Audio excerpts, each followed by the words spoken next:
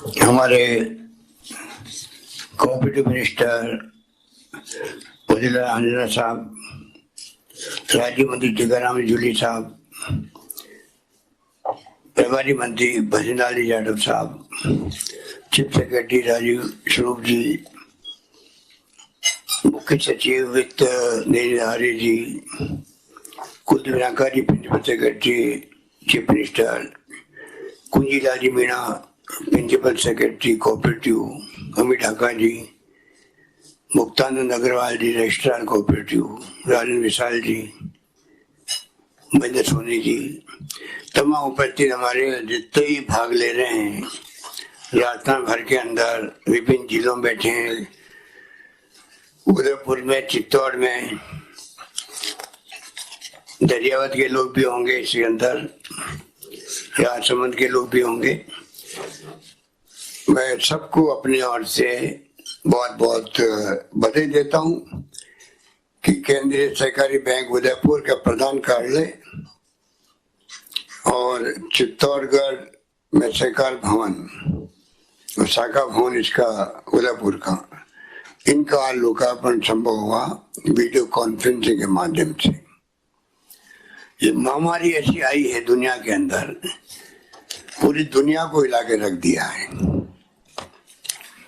और इसी कारण आज हम लोग दूर होके भी पास में हैं, परंतु वीडियो कॉन्फ्रेंसिंग के माध्यम से बात करनी पड़ रही है, क्योंकि कोरोना अभी खत्म नहीं हुआ है। लॉकडाउन खत्म हुआ है पर कोरोना खत्म नहीं हुआ है। जागरूकता अभियान में चलाया है, आप सबको मालूम है, आपकी बड़ी भूमिका रही, भागीदारी रही, उसके लिए आपको बधाई। अपनी बात कहने के पहले मैं कहना चाहूंगा आप सबको, कृपा करके जागरूकता अभियान को लगातार बनाए रखें। अभियान समाप्त होगा पर जागरूकता का कैंपेन समाप्त नहीं होगा, वो चलते ही रहेगा, क्योंकि खुद का बचाव जो है, खुद की रक्षा वही है। अगर उसमें लापरवाही करी तो तकलीफ होगी, क्योंकि अभी तो जो एक्सपर्ट कह रहे हैं कि कोरोना की महामारी बहुत बढ़ सकती है, करोड़ों में जा सकती है, कोई कल्पना नहीं कर सकता। और आपने परसों देखा होगा मीडिया में, पूरी दुनिया में अब हम 30 नंबर पे आ गए, इतनी संख्या बढ़ चुकी देश के अंदर। इसलिए राजस्थान एक मॉडल बनाया है, आप लोग मीडिया में पढ़ते होंगे, मैं उस पर चर्चा नहीं करना चाहूंगा अभी, पर एक मॉडल बना है, इंफ्रास्ट्रक्चर बना हमारे यहाँ पर। टेस्टिंग कैपेसिटी पहले 0 थी, अब 40,000 पर डे है। बल्कि हम लोग ऑफर करें हमारे पड़ोसी राज्यों को, पंजाब, हरियाणा, दिल्ली, मध्य प्रदेश, यूपी, गुजरात, कि अगर आपको जरूरत है तो हम आपकी भी इमदाद मदद करने तैयार है। 5,000 टेस्ट पर डे हम कर सकते हैं आपके लिए भी। ये हमारी स्थिति बन गई है। आईसीयू के बेड बढ़ा दिए, वेंटिलेटर की संख्या बहुत बढ़ गई है, 1 लाख बेड तैयार किए हैं जरूरत पड़ने पर। तो ये कहने का मतलब कैसी भी स्थिति आएगी हम उसका मुकाबला करेंगे। फिर मुकाबला करेंगे आप सबके सहयोग से, आम जनता के सहयोग से, और जनता ने भी दिखा दिया है अभी जिस रूप में विपक्षी पार्टियां हो, चाहे धर्मगुरु हो, चाहे एक्टिविस्ट हो, चाहे वो डॉक्टर रिटायर्ड हो, चाहे आम जनता हो, उनमें हम सब आते हैं। सबने मिलकर के कोई कमी नहीं रखी, कोई भूखा नहीं सोए। उसके अंदर भी मैं समझता हूँ कोऑपरेटिव विभाग की बहुत बड़ी भूमिका रही, क्योंकि आपका तो नारा है एक सबके लिए और सब एक के लिए। ये पंडित नेहरू के जमाने का दिया हुआ नारा है, और इतना शानदार नारा है, एक सबके लिए और सब एक के लिए। इससे बड़ी मार्मिक बात क्या हो सकती है। और कोविड जो है, ये आपका कोरोना, इसके अंदर तो ये नारा बिल्कुल ही फिट बैठता है। इस नारे के आधार पर ही कोविड की बीमारी से छुटकारा पा सकते हैं। सबको एक दूसरे की इमदाद करनी पड़ेगी, तब जाकर हम कोविड की जंग को जीत पाएंगे। सहकारिता का जीवन में बहुत बड़ा महत्व है, जो पंडित नेहरू ने पहचाना और 58 के अंदर ही पॉलिसी बना दी कोऑपरेटिव के लिए। तब से आप देख रहे हो कि लगातार कानून भी बने हैं, और जब हमारी सरकार आपके आशीर्वाद से बनी थी 2098 में, पहली बार मैं मुख्यमंत्री बना, तब 2002 के अंदर हम लोगों ने, मुझे कहते हो गर्व है कि उस वक्त हम लोगों ने नया कानून बनाया, वो बहुत प्रोग्रेसिव था। मिस्टर रामदास मिर्जा जी दुनिया में नहीं है, उनका आशीर्वाद से कमला बेनीवाल जी भी थी उसके अंदर, गुलाब सिंह सत्तावती भी थे, शेर सिंह राठौर जी भी थे, जो कोऑपरेटिव में काम करने वाले लोग थे सीनियर्स, उन सबकी सलाह से, महिला डांगा जी थे हमारे मेड़ता के, इन सबके सहयोग से हम लोगों ने एक नया रूप दिया, और हम देखा होगा उसका लाभ हमें मिला, क्योंकि हमने उसके माध्यम से स्वायत्ता कैसे हो, निष्पक्ष चुनाव हो, समय पर चुनाव हो, इसका प्रयास किया गया, और एक अधिनियम बना के हम लोग आगे बढ़ सके। तो आजादी के बाद में कई बड़े बड़े फैसले हुए हैं। 2 अक्टूबर 59 को पंचायत राज की स्थापना पंडित नेहरू ने करी नागौर के अंदर। राजस्थान का सौभाग्य है कि गांधी जी का जो सपना था कि सत्ता का विकेंद्रीकरण होना चाहिए, कोई दिल्ली में बैठ करके 50-60 लोग शासन नहीं कर सकते, इसीलिए कोऑपरेटिव गवर्नमेंट और पंचायत राज की स्थापना, जो बहुत ही सफल भी रहा, और ज्यादा इसमें आगे बढ़ने की आवश्यकता भी है। पंचायत राज में 73-74 अमेंडमेंट हुए, और चुनाव टाइम पे होते हैं, महिलाओं को, SC ST OBC को आरक्षण मिल गया, वरना गांव का सरपंच बनने के सपने आते थे लोगों को। ये स्थिति थी कोई जमाने के अंदर। कोऑपरेटिव में कानून बना है हमारा, पर मैं इस मुबारक मौके पर, जब बहुत शानदार आपके उद्घाटन लोकार्पण हुए हैं, तो मैं कहना चाहूंगा कोऑपरेटिव मूवमेंट को मंत्री जी आपके बहुत सक्षम हैं, राज्य मंत्री जी इनके साथ इनको सेव कर रहे हैं। इसको और ज्यादा एक आंदोलन के रूप देने की आवश्यकता है। कोऑपरेटिव का मूवमेंट जितना आगे बढ़ेगा, उतने लोग ज्यादा जुड़ेंगे, उतना ज्यादा लाभ मिलेगा। हम लोग स्वयं सहायता समूह की बात करते हैं, हम लोग कोऑपरेटिव की GST बनाने की बात करते हैं। आपको मालूम है कि हमारी गवर्नमेंट लगातार GST की संख्या भी बढ़ाती जा रही है। हम चाहते हैं कि ये मूवमेंट बहुत आगे बढ़े, हर व्यक्ति तक पहुंचे जो व्यक्ति से जुड़ना चाहता है, या लोग मोटिवेट करें जुड़ने के लिए। जितने जुड़ेंगे उतना ज्यादा किसानों को लाभ मिलेगा, चाहे वो खाद बीज की बात हो, चाहे लोन लेने की बात हो, फसल ऋण शॉर्ट टर्म के। आज भी सरकार बड़े रूप में, जिस रूप में आप देख रहे हैं कि हम लोगों ने टारगेट बढ़ाते गए। पिछली बार आपके आशीर्वाद से मैं दूसरी बार मुख्यमंत्री बना, तो पहली बार हमने ब्याज मुक्त ऋण दिए थे किसानों को, ब्याज मुक्त ऋण देते फसल ऋण के लिए, और इस बार 25 लाख लोगों को देने का टारगेट रखा हुआ है। 16,000 करोड़ रुपए बिना ब्याज के ऋण। ये कंसेप्ट भी हम लोग लेके आए थे, सरकार बदल गई, उन्होंने उसको पहले बंद कर दिया, दबाव पड़ा किसानों का, वापस शुरू करना पड़ा उसको। तो ये जो नवाचार और प्रगतिशील कदम हमने उठाए हैं, वो सब आपकी जानकारी के अंदर है।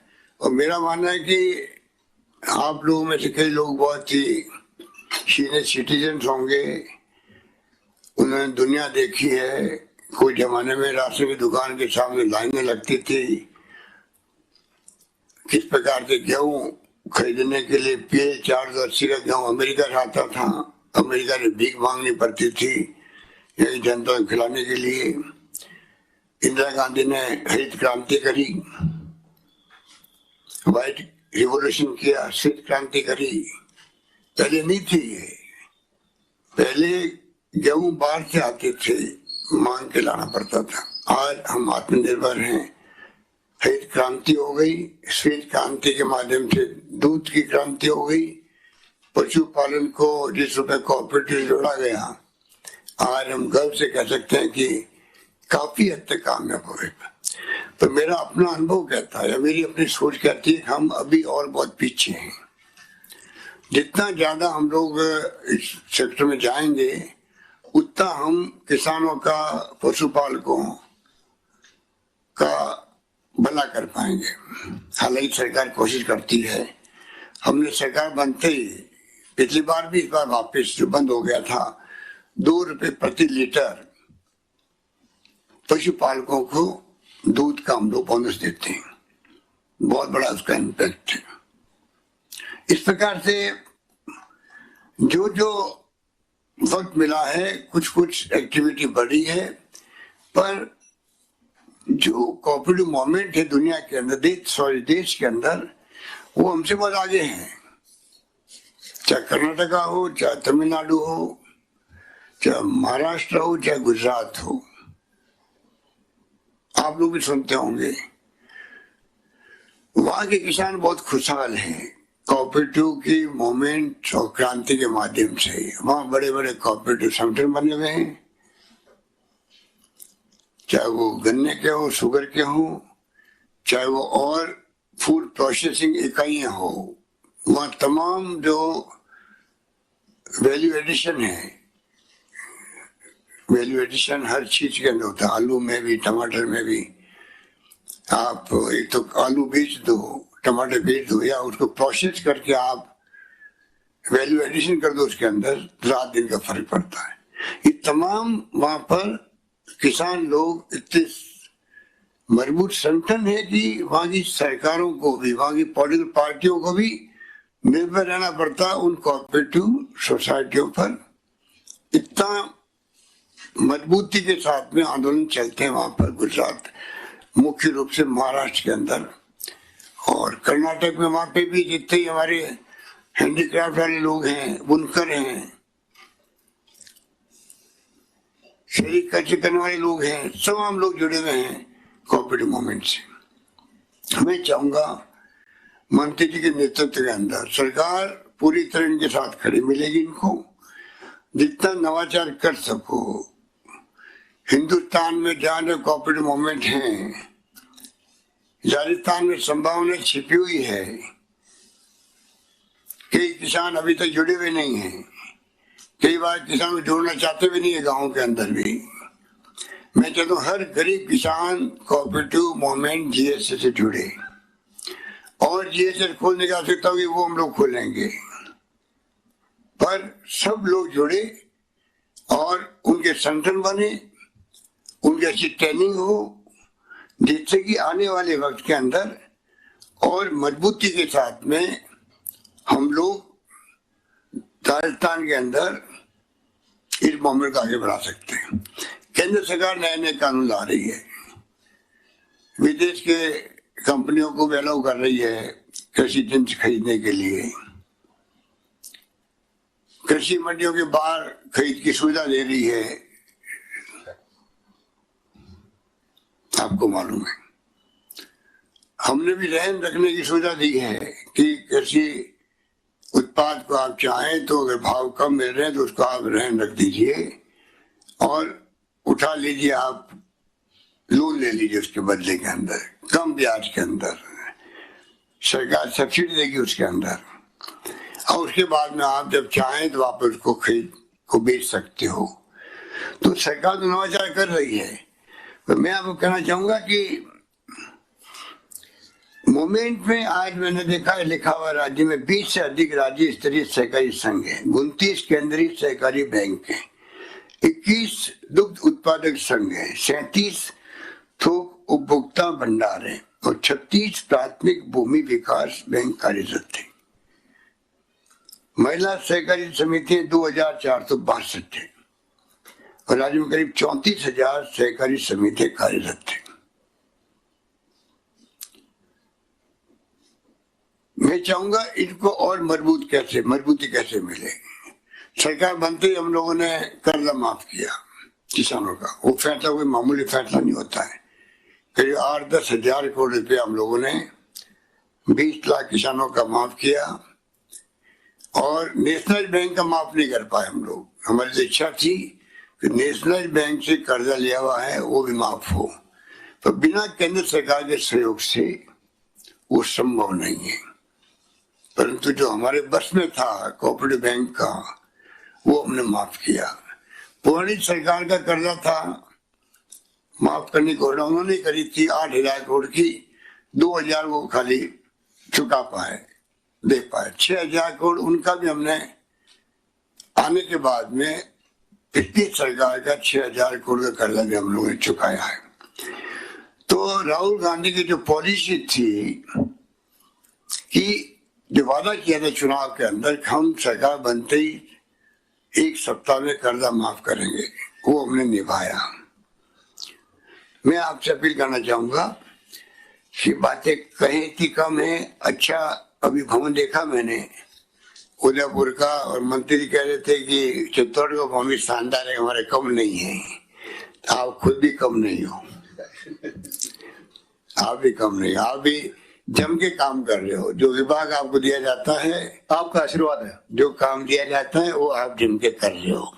तो मैं उम्मीद करता हूँ कि शानदार भवन में क्या है कि वहाँ पे सब सुविधा मिल जाती है, लॉकर भी, ATM भी, कंप्यूटरीकृत बैंकिंग सुविधा भी सब मिलती है।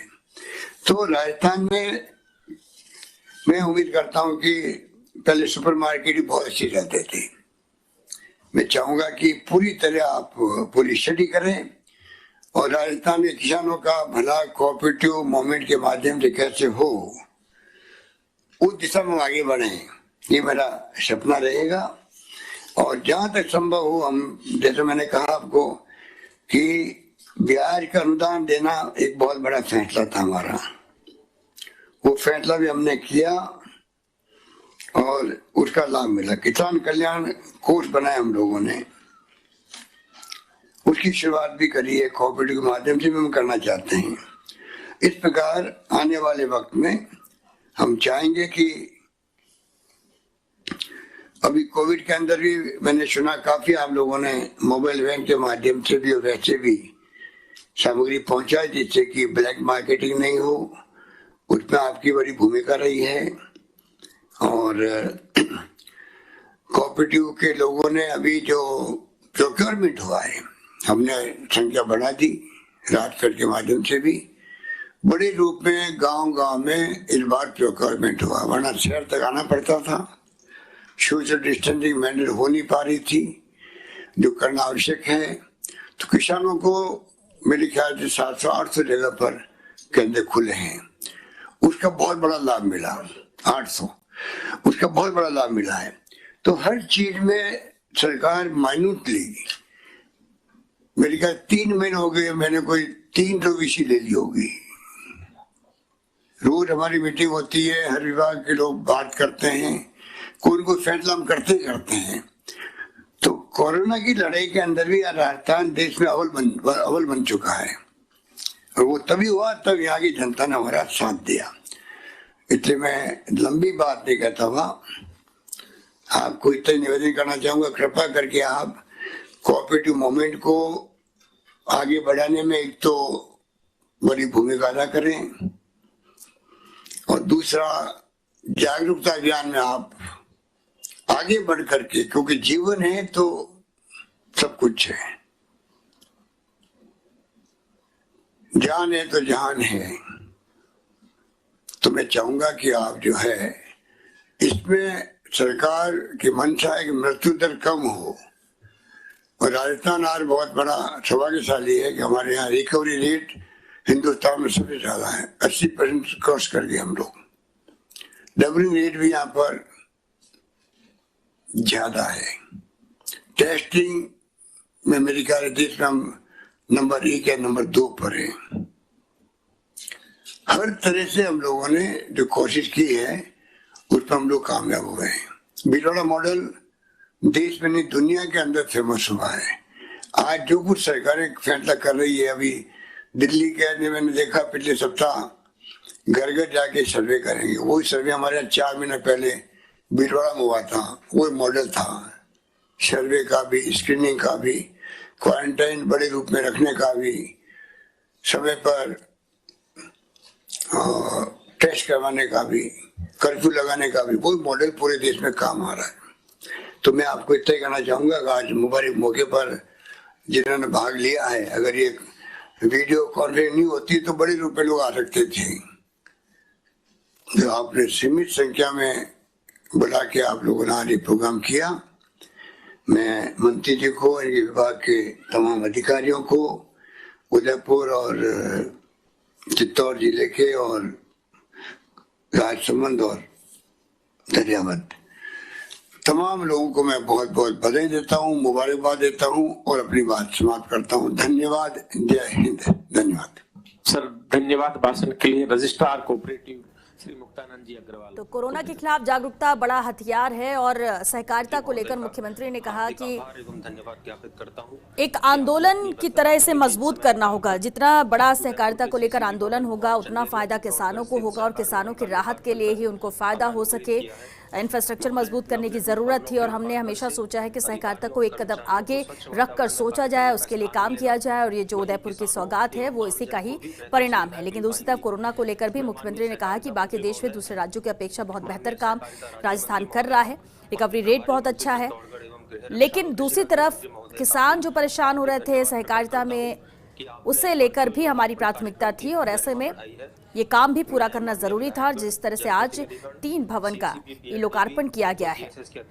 हालांकि इसे लेकर सहकारिता मंत्री उदयलाल आंजना ने भी एक बात कही कि मुख्यमंत्री ने हमेशा कहा कि एक कदम आगे रहिए, क्योंकि सहकारिता को बहुत ज्यादा मजबूत करना है और यही कोशिश रही है जिसका जो फल है वो सामने है। चलिए इसके साथ यार रुकेंगे एक छोटे से ब्रेक के लिए, जल्द लौटेंगे इस ब्रेक के बाद।